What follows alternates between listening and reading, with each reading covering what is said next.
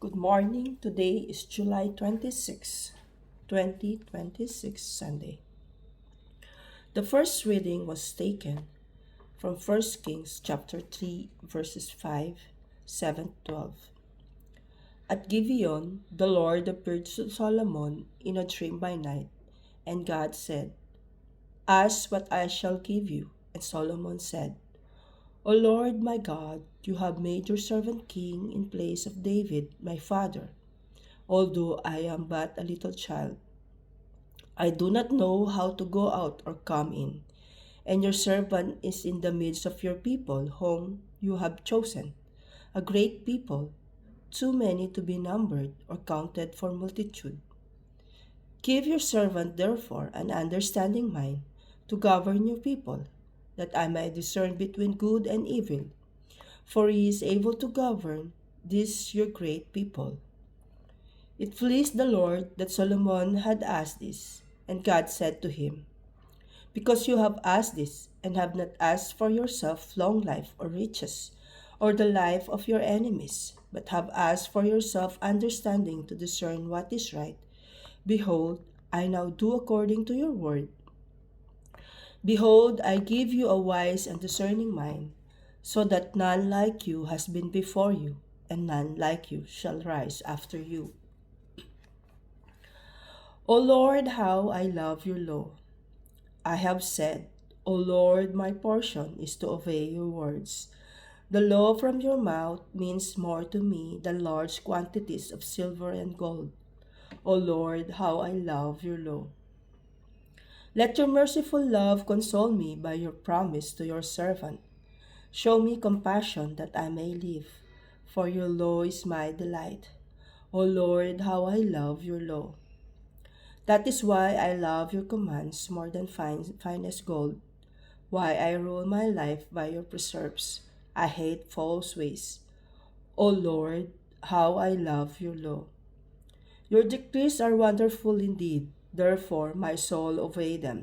The unfolding of your word gives light and understanding to the simple. O Lord, how I love your law.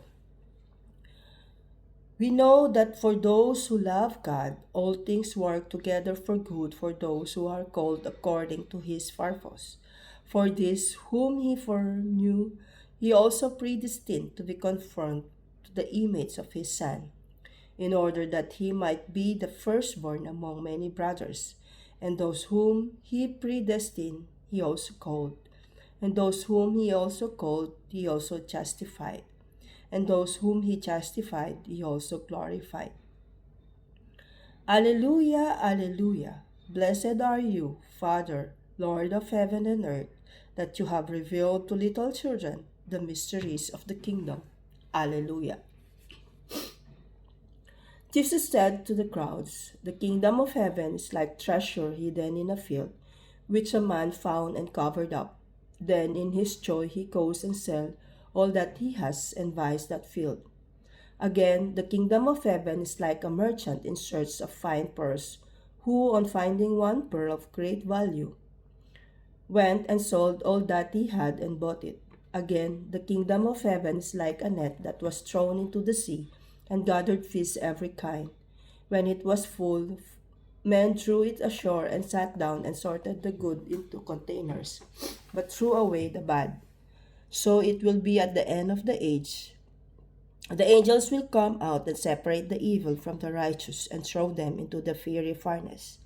In that place there will be weeping and gnashing of teeth. "Have you understood all these things?" they said to him.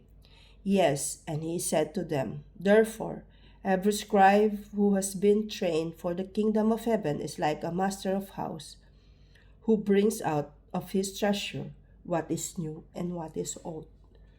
The word of the Lord. Jesus shares a series of parables about the kingdom of heaven. The parables of the hidden treasure and the pearl of great value illustrate the immense worth of the kingdom, comparing it to treasures so extraordinary that they are worth sacrificing everything to obtain. Jesus also speaks of a net cast into the sea, which gathers all kinds of fish, separating the good from the bad at the end. This imagery underscores the kingdom, ultimate sorting of values, and the final judgment. These parables calls us to recognize the incomparable value of the kingdom and to live in a way that reflects its worth. They challenge us to let go of lesser priorities and fully embrace the transformative and redemptive power of God's kingdom, which promises eternal significance and fulfillment. Good morning and have a blessed Sunday.